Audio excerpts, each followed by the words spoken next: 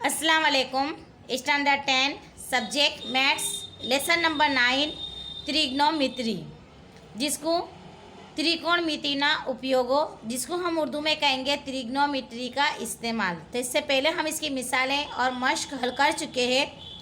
मैंने इससे पहले आपको मश्क 9.1 की मिसालें हल करवाई। आज हम देखेंगे मश्क 9.1 यानी कि स्वाध्याय 9.1 की तीसरा हिसाब को हम देखेंगे कि एक ठेकेदारे બાળકોને રમવા માટે બગીચામાં બે લપસણી, લપસણી का मतलब पता है आपको, स्लाइडर, जिसको हमारी ज़बान में कहेंगे फुसल्ली, બે લપસણી લગાવવાની છે। આ માટે તે 5 વર્ષથી ઓછી ઉંમરના બાળકો માટે, यानी कि कितने 5 साल से कम उम्र वाले बच्चे, और ज़मीन थी ઉપરના છેડો 1.5 मीटर रहे અને જમીન સાથે 30 ખૂણો बनावे। यानी कि जो 5 साल से कम उम्र वाले बच्चों की जो स्लाइडर है वो क्या है कि ज़मीन से कितने मीटर का 30 का खूणा बनाता है, जाविया बनाता है, और ज़मीन से उसकी ऊपर का जो टोच है ऊंचाई वो 1.5 मीटर है। अब उसके बाद है तेवी अने तेनाथी वधारे, यानी कि 5 साल से ज़्यादा उम्र वाले बच्चे, तो तेनाथी वधारे उमरना बाळको माटे 3 मीटरनी ऊंचाईथी सीधो ढाल होय तथा जमीन साथे 60 खूणो बनावती होय तेवी लपसणीओ पसंद करे छे। तो बन्ने लपसणीओनी लंबाई शोधो। अभी सवाल देख के आप डर जाओगे, लेकिन सही में ये सवाल को अगर ध्यान से आप देखोगे तो ये बहुत ही इजी है। हमको यहाँ पर कितनी है लपसणी, यानी कि हमारी स्लाइडर कितनी है, स्लाइडर 2 है। एक 5 साल से कम उम्र वाले बच्चों की है और जो दूसरी है वो 5 साल से ज़्यादा उम्र वाले बच्चों के लिए है। तो देखें, हम जो तस्वीर में बनाऊंगी तो मैं 2 तस्वीर बना के बताती हूँ आपको कि आपकी समझ में आ जाए। तो मान लो कि मेरे पास ये है 5 साल की उम्र वाले बच्चे, कम उम्र वाले बच्चों की बनाती हूँ। तो ये मेरी ज़मीन है और यहाँ से यहाँ तक जो हमारी क्या है, स्लाइड है। ये हमारा क्या है, BC। इसका नाम मैंने BC दे दिया, इसका नाम मैंने A दे दिया। अब सवाल में आप लोग देखो कि दिए रहा है, क्या दिया है कि ज़मीन से 1.5 मीटर रहे, ऐसा, यानी कि ज़मीन से ऊपर की जानिब कितने हैं, 1.5 है। तो 1.5 है तो हमको इसकी यानी कि AC हमको मालूम करना है। और दूसरी मेरे पास कौन सी है तस्वीर, वो भी इसी तरह बनेगी, लेकिन वो कौन से बच्चों की है, तो वो 5 साल से ज़्यादा उम्र वाले बच्चों की है। तो भी मैं आप लोगों को बताती हूँ। चलो ये भी हम बना लेते हैं।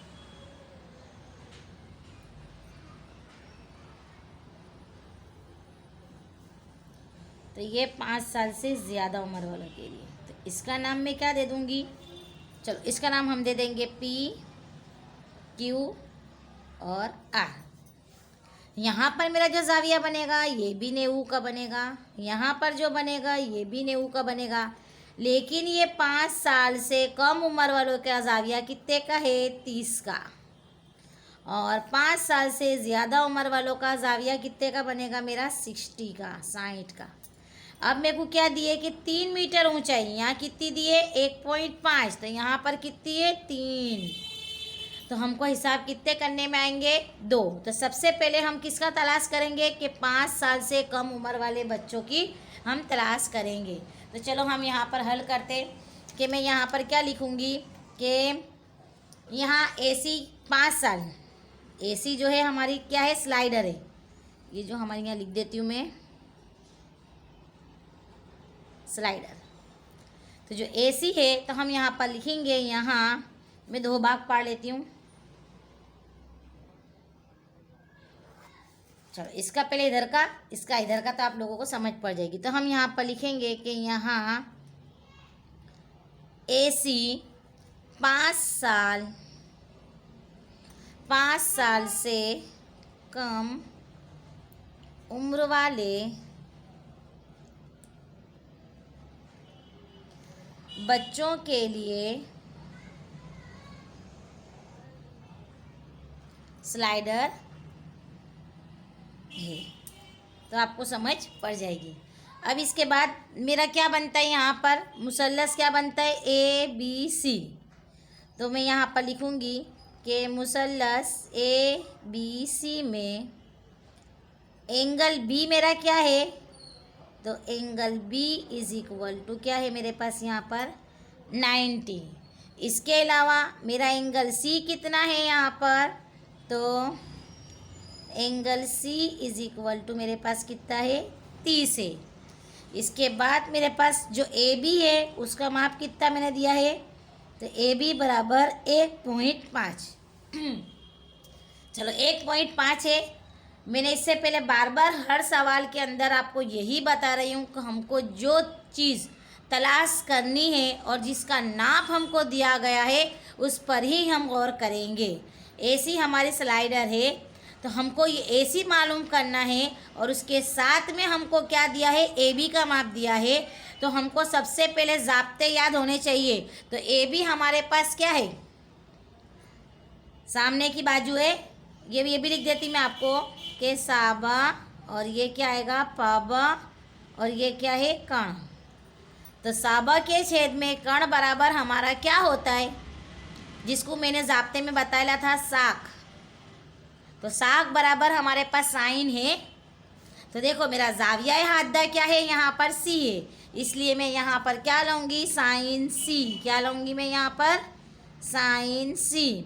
तो साइन C बराबर ये भी मैं लिख देती हूँ कि साबा के छेद में कण। तो साबा के छेद में कण बराबर मेरे पास क्या है, AB अपाउन AC है।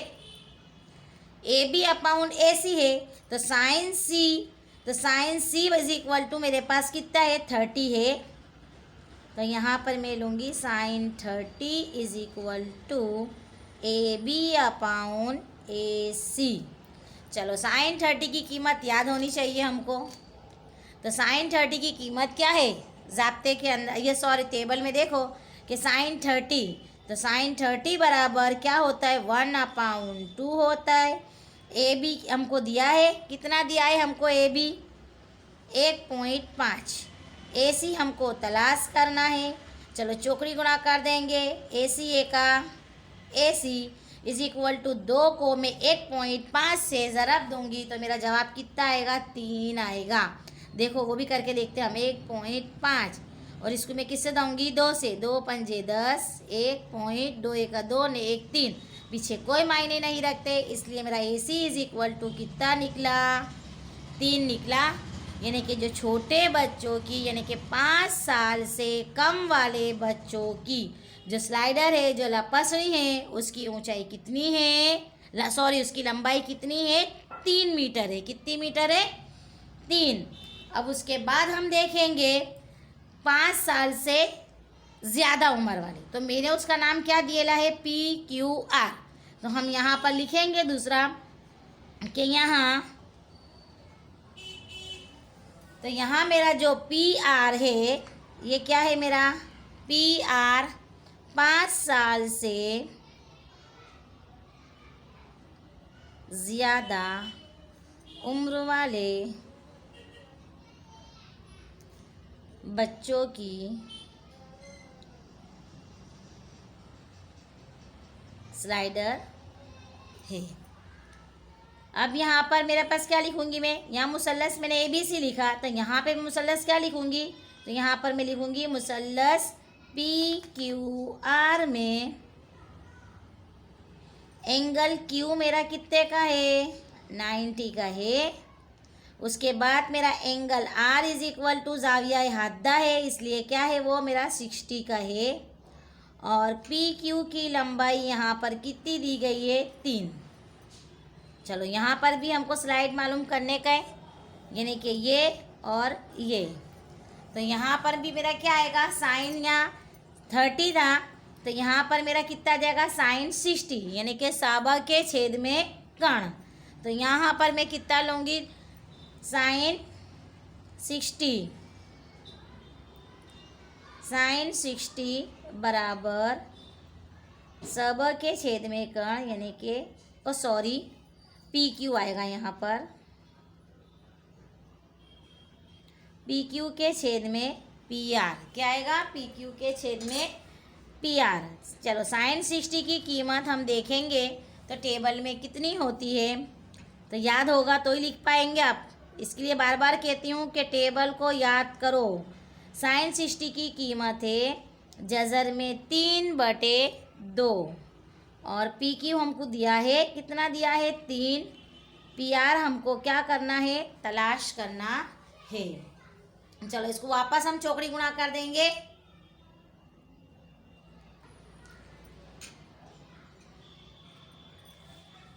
चौकड़ी गुणाकार में पी को इससे दूंगी तो मेरा क्या आ जाएगा? जज़र में 3 पी आर बराबर 2 तिया 6। चलो पी आर को हम इधर ले लेंगे तो मेरे पास क्या बचेगा? 6 जज़र में 3, राइट। लेकिन मैंने इससे पहले ही बताया था कि छेद के अंदर कभी भी जज़र वाला आना चाहिए नहीं, इसलिए मैं क्या करूँगी? तो पी आर बराबर 6 बटे जज़र में 3 ज़रब जज़र में 3 बटे जज़र में 3। चलो 6 को जज़र 3 से दूँगी तो 6 जज़र में 3 और ये 3 और ये 3 बाहर निकलेगा तो 1 3 होएगा तो 3 दूनी 6। तो मेरा जवाब कितना आया? 2 जज़र में 3, यानी कि 5 साल से ज़्यादा उम्र वाले बच्चों का जवाब मेरा क्या आया? 2 जज़र में 3। जबकि जो छोटे बच्चे थे 5 साल से कम उम्र वाले बच्चे हैं उनका मेरा जवाब क्या आया स्लाइड का? AC बराबर 3। अब इसके बाद हम देखेंगे नेक्स्ट सवाल। इसका चौथा सवाल है कि टावर ना पाया थी 30 मीटर दूर रहेला ज़मीन पर ना एक बिंदु थी टावरनी टोच ना उससे कोणों माप 30 छे तो टावरनी ऊंचाई शोधो। उससे कोण यानी कि किधर की जानिब से टावर पाया कितना है उसका? 30 मीटर है। तो एक टावर के कायदे से 30 मीटर दूर रहेले ज़मीन पर एक नुक्ते से यानी कि नीचे से ऊपर की जानिब टावरनी टोचना उससे कोणों माप 30 छे यानी कि जाविये का माप भी कितना है हमारे को? 30 दिए लाए और ज़मीन और कायदे का दोनों की दूरी भी कितनी दिए ली? हमको फासला भी 30 दिए लाए। तो हमको टावर की क्या मालूम करनी है? ऊंचाई मालूम करनी है। तो चलो बता टावर बनाएंगे हम। तो सबसे पहले मैं ये ज़मीन, बहुत ही इजी सवाल है ये तो एकदम, और ये मेरा है टावर। चलो ये टावर का, ये मेरा टावर है और यहाँ से यहाँ तक यानी कि इस जानिब से यहाँ तक उससे कोण का माप कितना दिया है हमको? 30 दिए लाए। ए भी मेरे पास क्या है? टावर है। जाविया हादा मैंने क्या लिया? तो सी लिया। चलो अब मैं यहाँ पर लिख दूँगी कि ए बी बराबर क्या है मेरे पास? टावर है। BC का माप हमको कितना दिया गया है? 30 मीटर के फासले पर है, 30 मीटर दूर है। तो हमको मालूम क्या करना है? टावर की ऊंचाई, क्योंकि हमको AB मालूम करना है। तो इसके चलो पहले देखेंगे कि हम लिखेंगे, तस्वीर को समझा देंगे कि यहाँ AB टावर है और नुक्ता C देखने वाला है और नुक्ता C क्या है? देखने वाला है, बिंदु है।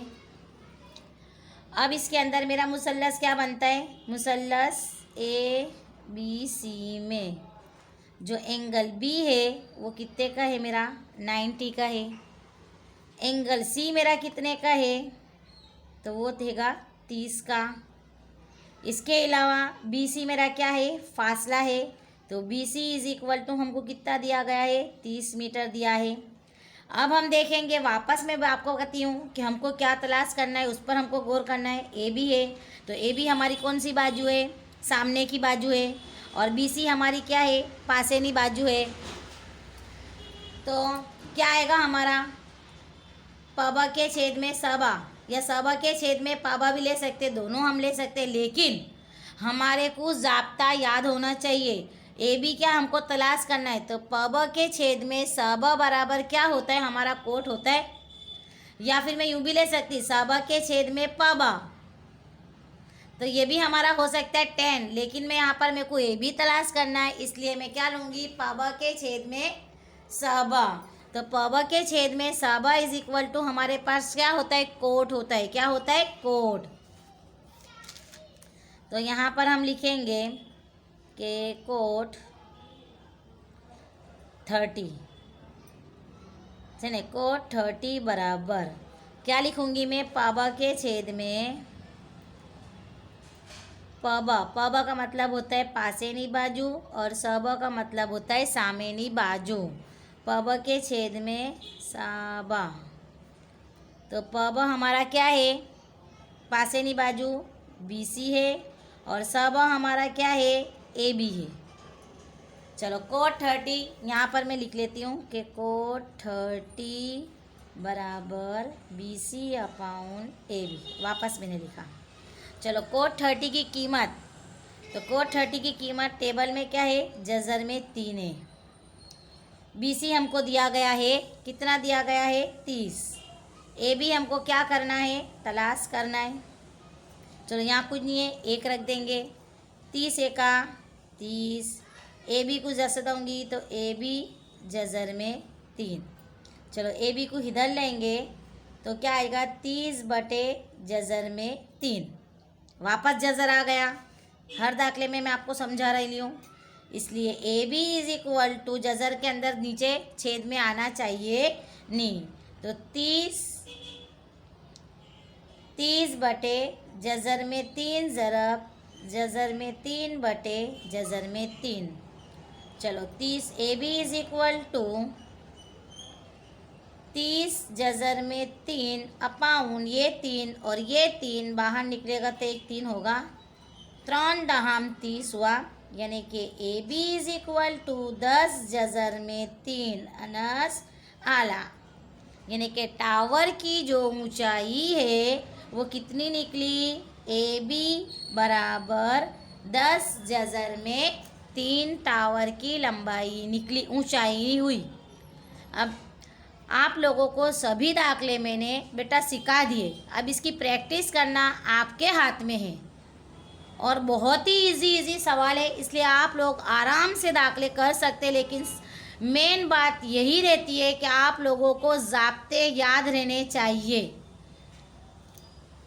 अब इसके बाद हम नेक्स्ट पीरियड के अंदर हम देखेंगे, नए लेसन की शुरुआत करेंगे।